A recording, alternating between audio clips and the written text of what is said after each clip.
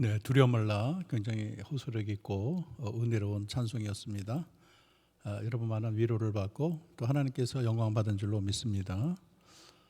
여러분 서로 인사할까요? 잘 오셨습니다. 하나님의 평강이 임하기를 바랍니다. 방송으로 드리는 여러분에게도 주님의 위로와 평강이 넘치기를 기도합니다. 토마저시 오두막집이라는 유명한 책을 쓴 여류 작가 스토브인과 링컨이 만났습니다. 그래서 링컨이 말을 하지요. 부인을 만나니 매우 반갑습니다. 나는 부인의 엉클 톰스 캐빈을 읽고서 이 책을 쓴 저자는 아주 강대한 장군이라고 그렇게 생각을 했는데 이렇게 만나고 보니까 굉장히 연약한 분이시군요. 그렇게 말을 했어요. 근데 어떻게 이렇게 위대한 작품을 쓸 수가 있을까요? 그랬더니 이 부인이 겸손한 태도로 말을 합니다. 천만의 말씀입니다. 그것은 제가 받을 칭찬이 아닙니다. 오직 주님께 영광을 돌릴 뿐입니다. 오히려 가깝게서 하신 일이 너무나 놀랍지 않은가요? 남북전쟁을 대승리로 이끌고 오늘같이 이렇게 평화의 나라를 만들었으니 가카이 공은 정말 영원히 빛나게 될 것입니다. 그렇게 말을 했어요. 그랬더니 거기에 대해서 또 링컨 대통령도 계속 겸손한 어조로 말을 하는 거예요. 무슨 말입니까?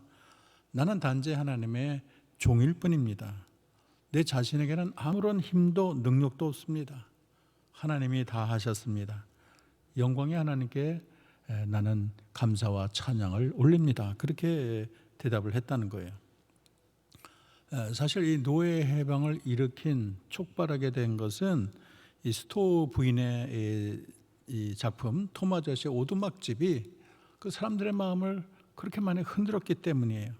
사람들이 많은 영감을 거기서 받았어요. 거기다 링컨이 이 정치적 활동과 또 남북 전쟁을 통해서 승리적 성과를 거두었지만 그 두 사람 누구도 내가 했다 그렇게 자랑하지 않고 오직 하나님의 영광을 위해서 하나님이 다 하셨다고 고백을 하는 것입니다. 오늘 본문은 그리스도의 참미신데 우리가 여기서 읽을 것은 그리스도의 겸손입니다. 주님은 하나님과 동등되시나 하늘 보좌를 버리시고 종의 모습으로 이 땅에 오셔서 십자가를 지셨다. 이건 정말 대단한 이야기고 이거는 정말 많은 사람, 온 인류의 마음을 뒤흔들고 모든 관객을 눈물바다로 만들 수 있는 정말 하나님의 놀라운 작품, 놀라운 은혜가 아닐 수가 없습니다. 빌립보 교회는 눈에 넣어도 아프지 않는 바울의 특별한 애정과 사랑이 담겨있는 교회입니다. 그래서 이 빌립보 교회를 향해서 나의 사랑하고 사모하는 형제들, 나의 멸류관인 형제들아 그렇게 말을 하는 거 보면 참 이 빌립보에 대한 애정이 참 대단하다. 나의 심장이라도 바치겠다. 참 빌립보를 목숨처럼 끔찍이 여겼던 바울을 우리는 생각이 됩니다. 정말 기쁨의 교회고 바울의 애정이 아주 뼛속까지 서려 있는 그런 교회인데 그런 교회도 하나 되지 못해서 그렇게 어려움을 겪고 있었습니다. 성도들 간에 원망과 시비가 있고 또 다툼이 있었지요. 사도행전 16장 11절을 보면 빌립보 교회는 자주장사 루디아 집에서 우리가 시작하는 것을 발견할 수가 있습니다. 그는 자주장사 여성 사업가로서 바울의 큰 그런 은혜를 입고 자기 집을 그냥 교회로 내주고 거기에서 이제 교회가 발원이 되는 거죠. 아마 많은 물질적인 그런 지주가 되었을 것입니다. 그래서 그런지 이 교회는 굉장히 여성적이고 세밀하고 또 사랑이 넘치고 부드럽습니다. 문제되는 하나됨이 약하다는 거예요. 셈이 많고 질투가 많아서 화목을 좀 이루기가 어려운 형편이었습니다. 이제 성경에 보면 거기에 유오디에와 순두계라는 두 여인이 있는데 이 여인이 교회를 위해서 굉장히 열심히 최선을 다했는데 그 둘 사이에 시기와 알력이 생기고 다툼이 일어났습니다. 학자들은 이 중에 하나가 바로 루디아라고 그렇게 해석을 합니다. 그래서 주님을 위해서 우리가 참 열심히 일하는 것도 중요하지만 참 교회가 하나 되는 게 중요하고 당짓고 분열하는 그런 일이 절대 있어서는 안 되겠습니다. 오늘 사도 바울은 빌립보 교회를 향해서 한마음 한뜻으로 협력을 권면하는데 1장 27절에 보면 너희가 한마음으로 서서 한뜻으로 복음의 신앙을 위하여 협력하라 그렇게 말을 하죠. 2장 2절은 마음을 같이하여 같은 사랑을 가지고 뜻을 합하여 한 마음을 품어 그렇게 말을 합니다. 그리고 4장 2절은 내가 유오디아를 권하고 순두개를 권하느니 주 안에서 같은 마음을 품으라 그래요. 그냥 오늘 시대를 봐도 교회 역사를 봐도 사도 시대의 바울과 교회가 크게 달라진 것 같지 않습니다. 오히려 더 심해지지 않았나 그런 생각이 듭니다. 그래서 외국 사람이 이제 재밌는 사람들이 말하는 게 일본 사람 셋이 만나면 회사를 세우고 중국 사람 셋이 모이면 식당을 세우고 한국 사람이 셋이 모이면 교회를 세운다. 참 좋은 말이죠. 근데 이 교회는 얼마 후에 세 개로 갈라진다. 그렇게 표현을 했어요. 참 이민 교회들 보면 교회 얼마나 잘 쪼개지고 갈라지고 그런지 모르겠어요. 또 성도들이 얼마나 상처가 많은지 모르겠습니다. 이런 풍자적인 것은 교회가 하나 되지 못하고 많이 갈라져 있다는 것을 우리에게 알려주고 있습니다. 이런 교회의 문제는 어제 오늘의 문제가 아니고 교회가 시작하고 나서 현재까지 늘 진행형으로 있게 된 것입니다. 그래서 이 교회 안에 하나됨이 쉽지 않고 교회를 자세히 보면 경제적 여건이나 학력이나 지역이나 출신에 따라 기질에 따라 암묵적인 파벌이 이렇게 형성되어 있는 그런 교회가 많이 있습니다. 그래서 그 파벌끼리 서로 거룩한 성도가 모이지만 불화가 있고 다툼이 있지요. 그래서 없는 게 아니에요. 서로 이제 싸우고 다투다 보니까 말도 안 하고 얼굴도 서먹거리고 그리고 이제 상처를 받게 되면 그 사람이 보기 싫은 거예요. 그 사람이 2부 예배 나오면 나는 1부 예배 나옵니다. 그 사람이 어떤 찬양대 들면 나는 그 찬양대 피하고 다른 찬양대를 듭니다. 그래서 서로에게 담이 있는 거예요. 보이진 않지만 담이 아주 선명히 있어요. 심지어는 교회를 불편한 거 너무 싫어서 교회를 떠나거나 다른 교회로 가는 그런 성도들도 있는 것입니다. 그래서 이 바울이 꼭 해주고 싶은 말이 있어요. 이런 아주 종합적인 문제를 해결할 수 있는 그런 길이 뭐냐? 그리스도의 마음을 품으라는 거예요. 그리스도의 마음이 이 모든 문제를 풀 수 있는 열쇠라는 것입니다. 이 땅의 비극은 기름 없는 것도 아니고 돈이 없는 것도 아니고 먹을 것이 없는 것도 아니고 그리스도를 닮은 자가 없다는 것이 이 땅의 비극이라고 말을 했습니다. 우리 마음에 그리스도의 마음을 품는 게 중요해요. 우리 마음에 그리스도의 마음을 품지 못해서 수많은 문제가 발생하고 있는 것입니다. 그러면 그리스도의 마음이 무엇일까요? 오늘 본문은 우리가 그리스도의 참이시라고 아까 말을 했습니다. 우리 하나님이 하나님과 동등되지만 하늘 보좌를 버리고 종의 모습으로 이 땅에 왔다. 참 가슴 뭉클하지요. 여기서 강조하는 게 바로 그리스도의 겸손입니다. 그리스도의 참미시는 그리스도의 겸손을 가장 아름답게 역사 이래로 수천, 수만, 수백만, 수억의 사람들이 이 참미를 읽고 정말 새로운 깨달음과 영감을 얻고 겸손하신 주님을 새로운 눈으로 바라보게 하는 것입니다. 주님의 마음 가운데 우리가 가장 흠모할 마음이 우리 주님의 낮아지심이에요. 우리가 세상을 오래 이제 살다 보면 한결같이 느끼는 것은 사람은 참 낮아지기 어려운 존재다. 한꺼풀 사람의 마음을 벗겨보면 다들 내가 높아지고자 하는 마음이 아주 간절한 게 우리 인간들입니다. 예수님의 제자들 보면 예수님이 이제 십자가 지기 직전인데도 누가 높으냐, 누가 영의정하고 누가 좌의정하느냐 이러면서 서로 다투지 않습니까? 그래서 우리의 옛자를 깨고 깰수록 끝까지 안 없어지는 게 높아짐의 우상이에요. 그래서 이 교만이란 옷은 언제 벗느냐? 수의를 쌀 때까지는 이 옷을 벗지 못한다. 그런 말도 있지 않습니까? 우리도 속담을 보면 사촌이 땅을 사면 배가 아프다. 참 이런 좀 안 좋은 성품이 우리 안에 그렇게 본성 깊이 뿌려박혀 있는 것입니다. 그래서 인간이 자아를 가진 한 참 누구나 교만한 구석이 있고 또 아직까 자만심이 강한 게 우리들이 아닐까요? 그래서 버리지 못하고 포기하지 못하는 그런 자존심, 체면이 내 마음에 깊은 내 마음을 자꾸 이렇게 안 좋은 데로 끌고 가는 것입니다. 내가 높아지기를 원하고 내가 정말 사람들에게 그런 높아야 될 때 높아지지 않으면 내 공이 인정받지 않으면 굉장히 허탈해하고 상처를 받는 게 우리들입니다. 그런데 우리 주님은 이런 인간의 본성에 반대되는 마음을 보여주셨어요. 우리가 품어야 될 마음, 겸손이란 마음을 아주 분명하게 나타내 주신 것입니다. 예수님은 이 땅에 오신 것은 우리를 사랑하셔서 하늘 보자 버리고 이 땅에 오셨습니다. 낮고 낮은 곳을 찾아가신 곳이 예수님이에요. 그래서 빌립보서 2장 7절 같이 읽어보겠습니다. 시작. 오히려 자기를 비어 종의 형체를 가지사 사람들과 같이 되셨고, 예수님이 이 땅에 오시면 뭐 백마탄 왕으로도 올 수 있잖아요. 권세자로 오거나 정말 이 세상의 최고의 부자로 오거나 그러지 않았어요. 이 땅에 오셔도 가난한 목수의 아들로 오셨고 종의 모습으로 오셨고, 그 태어난 것도 나사렛인데 그 별로 이름도 없는 곳이에요. 태생을 보면 그 사람의 존귀함이 나타나요. 아니 나사렛에서 무슨 선한 게 날 수 있는가? 그 보편화된 말이에요.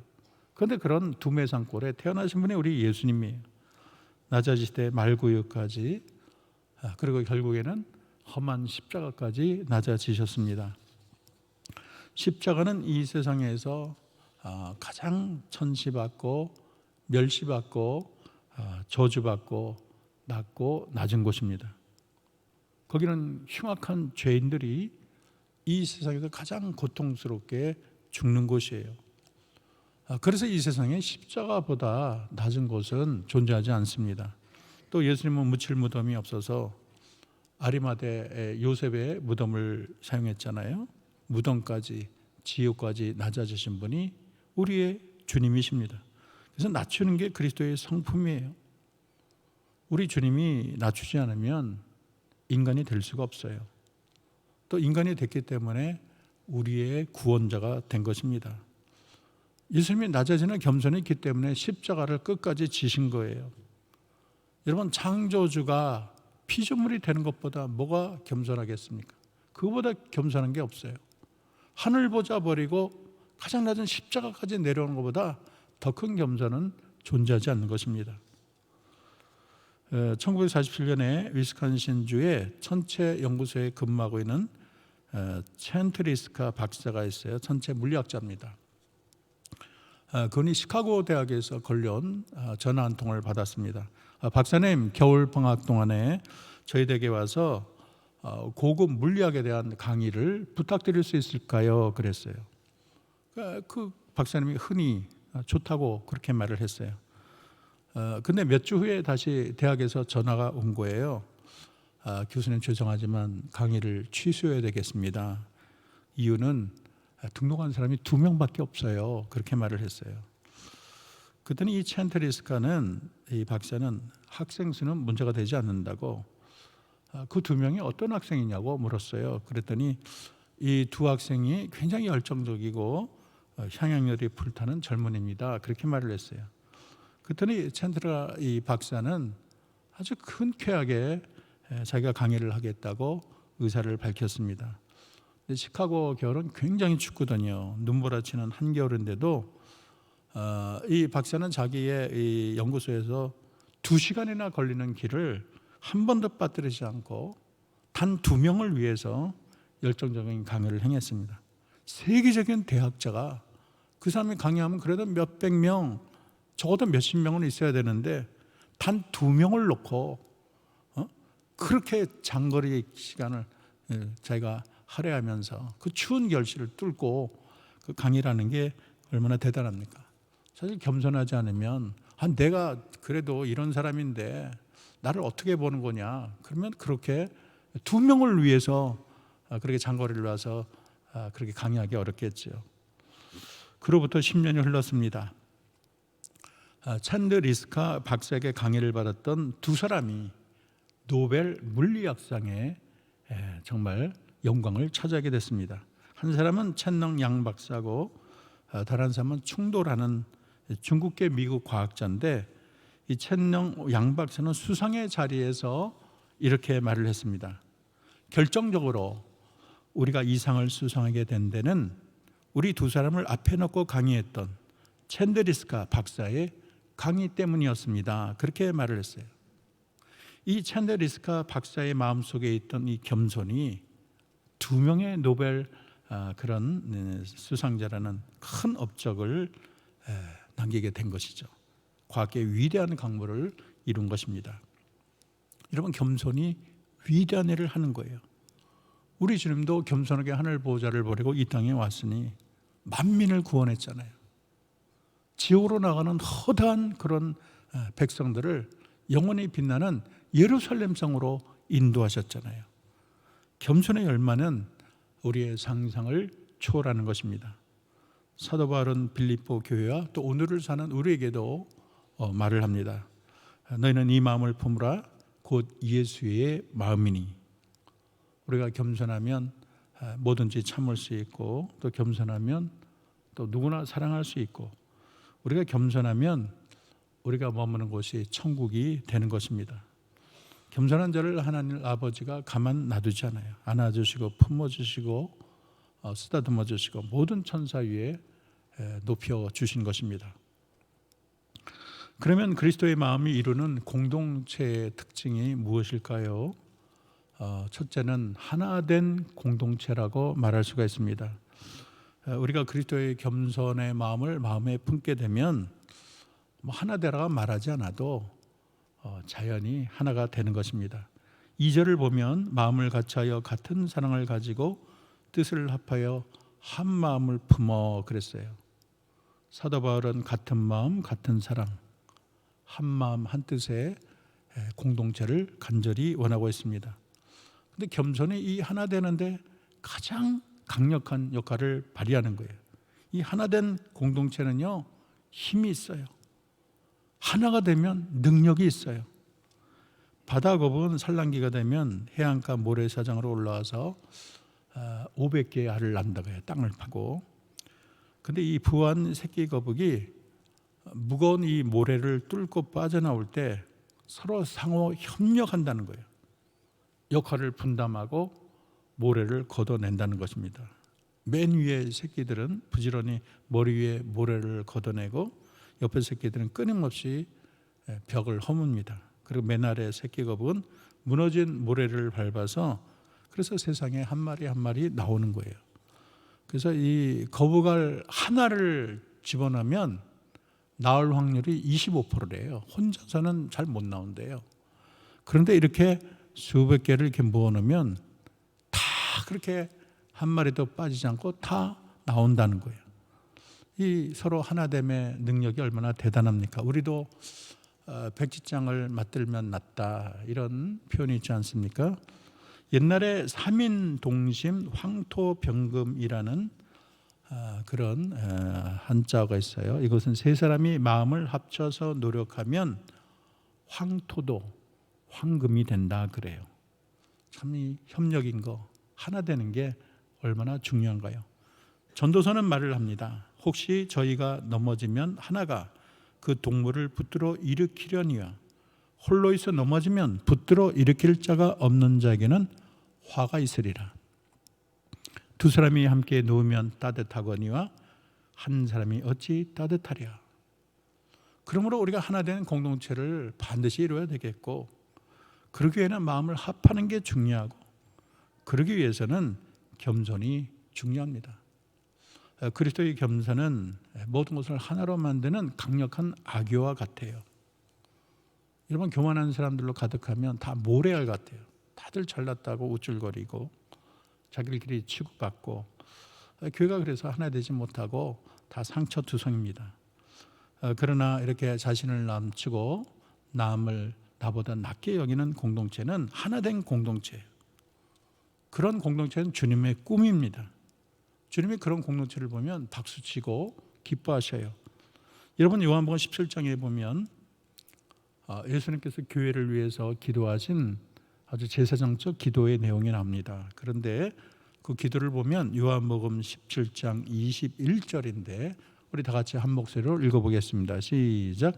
아버지여, 아버지께서 내 안에 내가 아버지 안에 있는 것 같이 그들도 다 하나가 되어 우리 안에 있게 하사 세상으로 아버지께서 나를 보내신 것을 믿게 하소서. 그들도 다 하나가 되어 우리 안에 있게 해서 주님이 꿈꾸는 세상은 하나 된 세상.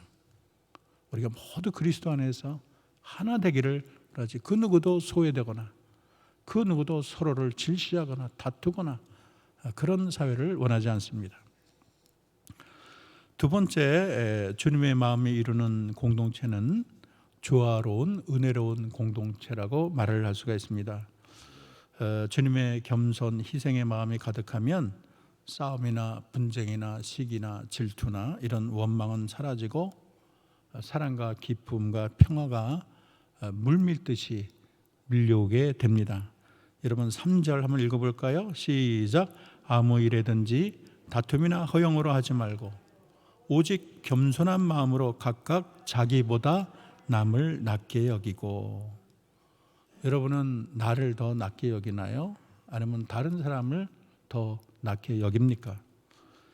바울은 다툼과 허영을 겸손과 대조합니다. 이 다툼이라는 건 이기적인 욕망이죠. 자기 고집만 계속 피우는 것을 말을 하고 있습니다. 자기만을 앞세우는 이기심이죠. 그리고 허영이라는 건 헛된 영광입니다. 그래서 자기를 자랑하고 내세우는 것을 말을 합니다. 교회가 하나 되지 못하고 갈라지는 것은 내가 중심이 되기 때문이에요. 내가 우선이 되고 내 욕심을 앞세우고 내 뜻대로 돼야 되고 안 되면 큰일 나고 그러니까 교회가 어려워지는 것입니다. 그러나 이 겸손은 다툼과 허영으로 하지 않습니다. 겸손은 나 중심이 아니에요. 자기보다 남을 낮게 여깁니다. 그래서 나는 낮아지고 상대방을 높이는 거예요. 그래서 우리가 하나 되기 위해서는 자신만을 생각하는 이기심과 자기만을 내세우는 헛된 자랑을 버리고 다른 사람을 나보다 낮게 여겨야겠습니다. 이것이 바로 겸손한 마음입니다. 동방정교회의 아토스 성자 실로안이라는 수도사가 있습니다. 그가 추구하는 영성의 핵심적인 주제는 겸손이에요. 신라는 겸손에 대해서 오랜 시간 묵상하다가 겸손이 무엇이냐 이렇게 표현을 했습니다. 겸손이란 자신을 낮추고 통회하면서 우리의 무가치와 연약함을 자각하고 오직 하나님의 자비에 눈을 돌리는 것이다. 나의 무가치함을 알고 하나님 나를 불쌍히 여겨주세요. 이게 바로 겸손의 자세라는 것입니다. 그리고 겸손한 사람의 영혼은 바다와 같아요. 바다, 망망대해 바다. 돌을 던지면 잠깐 파도는 일겠지만 돌은 그 밑바다 속에 빠져들고 언제 그라니는 것처럼 바다는 평온을 찾게 됩니다. 그래서 수많은 어려움이나 수많은 걱정, 염려, 다툼 이런 거리가 와도 우리가 겸손하면 그런 바다처럼 언제나 그런 것은 금방 사라지고 마음의 평강과 또 고요함이 찾아오게 되는 것입니다. 그래서 이 겸손으로 가득한 공동체는 머리 아픈 공동체가 아니에요. 시끄러운 공동체가 아니에요. 그 모임만 가면 머리가 아파. 가기가 싫어. 그 사람 만나면 그냥 머리를 돌리고 싶어. 그게 문제지요. 우리는 서로 다를 뿐 네가 옳고 내가 틀리고 그런 것이 아닙니다. 우리가 이제 교향악을 보게 되면 바이올린, 비올라, 첼로, 피아노, 트럼펫 어떤 거는 이게 울리는 쟁음 가끔 어쩌다가 한 번씩 그렇게 울리기도 하지요. 다양한 악기가 있는데 내가 높으니 네가 낮으니 투쟁이나 승자, 패자 이런 게 없어요. 다 악기가 자신의 역할을 할 뿐이에요. 절제된 소리로 또 다른 악기와 조화를 이루며 아름다운 그런 교향악을 만들어냅니다. 합창대, 찬양대도 마찬가지예요. 다 사람이 다르고 특색이 다르지만은 서로 협력해서 굉장히 아름답고 은혜로운 그런 노래를 부르게 되는 것입니다. 그래서 이 음악을 위해서 마음을 모으고 조화를 이루고 그래서 사람들에게 감동을 주는 것입니다. 여기에 무슨 성자나 패자가 있겠어요? 뭐 죽느냐 사느냐 투쟁도 존재하지 않습니다. 그래서 그리스도의 겸손이 이루는 이 세상, 교향악처럼 아름다운 멜로디처럼 조화로운 그런 교회, 하나님이 분명히 기뻐할 것입니다. 마지막으로 여러분, 겸손이 이루는, 주님의 마음이 이루는 그런 공동체는 하나님이 높여주는 영광의 공동체라고 말할 수가 있습니다. 겸손이 이루는 공동체는 영광의 공동체예요. 우리 주님은 겸손한 자를 들어서 높여주세요. 이런 빌립보서 2장 9절 우리 다시 읽어보겠습니다. 시작. 이러므로 하나님이 그를 지극히 높여 모든 이름 위에 뛰어난 이름을 주사. 우리 주님이 자기 자신을 끝까지 낮췄더니 하나님이 방치하지 않고 그를 다시 들어서 하늘 꼭대기까지 높여주셨어요. 높이되 하늘 끝까지, 영광의 보좌까지 그렇게 높이시는 분이 우리 하나님이십니다. 그리고 하나님께서는 그리스도를 높이신 후에 모든 이름 위에 뛰어난 이름을 주셨습니다. 모든 피조물 위에 가장 빛나고 찬란한 존재로 만드셨어요. 그리고 또 수많은 권세를 허락하셨습니다. 마태복음 28장 18절 다시 읽어볼까요? 시작. 예수께서 나와 말씀하여 이르시되 하늘과 땅의 모든 권세를 내게 주셨으니. 예수님만 뿐일까요? 우리 주님을 겸손한 마음으로 따르는 그리스도인에게도 이런 영광이 찾아옵니다. 우리는 그리스도와 함께 영원히 왕노릇할 존재라는 것을 잊어서는 안 되겠습니다. 여러분, 성경은 끊임없이 가르쳐요. 높아지고자 하는 자는 낮아질 것이요 자기를 낮추는 자는 높아지리라. 낮아짐이 없이는 높아질 수가 없어요. 내가 종의 신분으로 낮아지지 않고서는 우리 주님이 그 높은 자리, 주인의 자리로 올리지를 않습니다. 고난 없이 영광이 없는 거예요. 십자가 죽음 없이 부활이 없는 거지요. 그래서 이 성경의 역사는 겸손한 자가 승리하고 결국은 겸손한 자가 천국을 거머쥐게 되는 것입니다. 마지막으로 저는 한국교회 100년 역사에 자랑스러운 여종 백선행이라는 집사님을 소개하고 마지막 은혜를 나눌까 합니다. 그는 16세의 자식도 하나 없이 과부가 되었습니다. 16세. 옛날에는 결혼 일찍 했잖아요. 요즘에 뭐 20몇 대만 과부돼도 정말 그렇다는데 옛날에는 16세 과부 그렇게 있어요. 안 먹고 안 쓰고 삭바느질하고 재봉틀을 사서 방직을 해가지고 200냥을 벌었다는 거예요. 이제 200냥을 벌고 보니까 자기 전재사진 있잖아요. 이런 생각을 합니다. 내 시아버지, 내 남편 양지 바른 곳에 무덤을 좀 만들어야 되겠다. 선산을 사야겠다. 그래서 친척에게 200냥을 맡겼어요. 산을 좀 사달라고.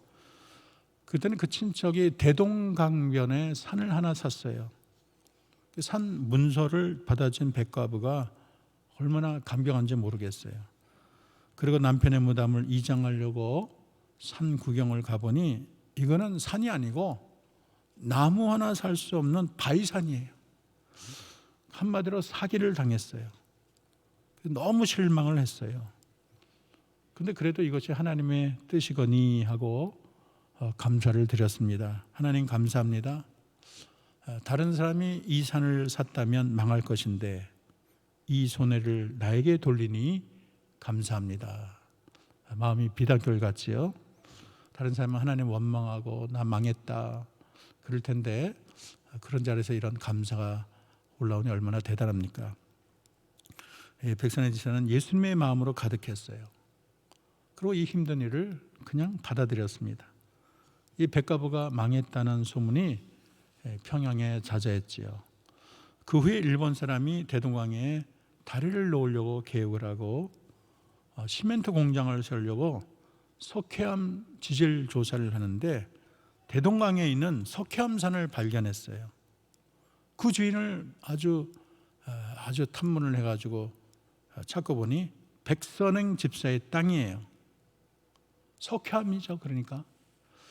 그래서 이 기업주 오노타는 소견을 넣어서 300냥에 그 땅을 200냥 주고 샀는데 300냥에 팔라고 했어요. 그랬더니 백선행 집사님이 안 판다고 그랬어요. 그래서 돈을 좀 더 받으려고 하나 1000냥 주겠다 그랬어요. 그래도 거절해요. 5000냥 주겠다. 그래도 거절하는 거예요. 아니 200냥 주고 샀는데 5000냥이면 대부분 팔지 안 팔겠습니까? 이 산은 절대 팔 수 없으니 오지 마라. 그러니까 그 기업주가 이 백가부가 석회암이라는 걸 알고 있구나. 배짱 부리는구나. 그래서 산갑의 백배엔 2만 냥을 주겠다는 거. 100배가 넘게 주겠다는 2만 냥. 그런데도 거절하는 거예요. 그랬더니 일본 사람은 이 백집사가 목사님의 말을 잘 듣는다. 그런 것을 듣고 도지사를 동원해서 백가부가 출석하는 교회 목사님에게 설득을 했습니다. 목사님이 신방을 해가지고 그 이유를 물었어요. 그랬더니 이 백선행 집사가 말하기를 목사님 제가 아무것도 모르고 200냥에 이 산을 사가지고 내가 망했습니다. 망했다는 소문이 가득합니다. 근데 이 산을 2만 냥에 사가면 그 사람 망할 게 뻔한데 내가 그 사람 망하는 걸 어떻게 보겠습니까? 믿는 양심으로 나 혼자 망하지 다른 사람을 망하게 할 수 없습니다. 그래서 제 목사님은 자초지종을 잘 설명했어요. 그 산이 석회암 산이다. 그래서 2만 냥에 그 산을 팔았습니다.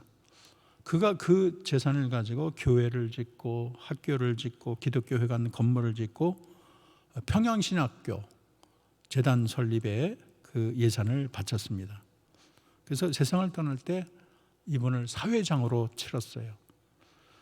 기독교 역사상 집사를 위해서 한 집사를 위해서 사회장 치른 예는 여기 하나입니다. 그가 예수님의 마음을 품고 겸손하게 희생하며 다른 사람의 유익을 주기 위해서 하늘의 미랄이 되어서 또 그 시대 가장 눈물나고 어려운 시대에 학교가 만들어지고 교회를 짓고 기독교회관 건축이 되고 평양신학교가 생기고 그 사람의 겸손한 희생으로 참 그 시대에 눈물 나는 시대에 찬란한 주의 영광이 가득 피게 된 것입니다. 여러분 이제 말을 맺습니다. 어거스틴은 그리스도 영성의 첫 번째가 뭐냐? 겸손이다. 둘째가 뭐냐? 겸손이다. 셋째도 겸손이다. 우리가 평생 추구할 일은 겸손입니다. 그리고 겸손의 완벽한 모델은 예수 그리스도입니다. 그래서 우리 마음에 여러분 교만이 솟구쳐 오르면 십자가 달린 예수님을 바라보기 바랍니다. 우리가 60주년 기념으로 십자가 다 나눠줬지요. 여러분 교만이 생길 때 그 십자가를 바라보시고 주님의 겸손을 배우기 바랍니다. 하늘 보자 버리고 하나님과 동등됨이지만 그것을 버리고 종의 입을 몸을 입고 오신 예수님. 그 마음의 교만은 흔적조차 찾을 수 없는 우리 예수님. 자기를 낮추되 그 낮고 낮은 십자가까지 정말 겸손히 낮추신 그 예수님. 이 예수님의 마음으로 우리의 심령을 채우고 이 예수님의 겸손으로 여러분의 가정을 채우고 예수님의 겸손으로 우리의 교회를 가득 채울 때 우리 모두가 주님 기뻐하시는 하나의 공동체가 되고 조화와 은혜로운 공동체, 주님이 친히 높여주시는 영광의 공동체가 될 줄로 믿습니다. 기도하겠습니다. 하나님, 우리의 참쓰신 주님께서 친히 하늘 보자 버리고 이 땅에 종의 모습으로 내려오셔서 십자가로 낮아지셨으니 우리 모두 그 예수님의 겸손한 말과 행실을 본받아 우리 모두 아름다운 은혜의 공동체가 되게 하옵소서. 예수님의 이름으로 기도합니다. 아멘.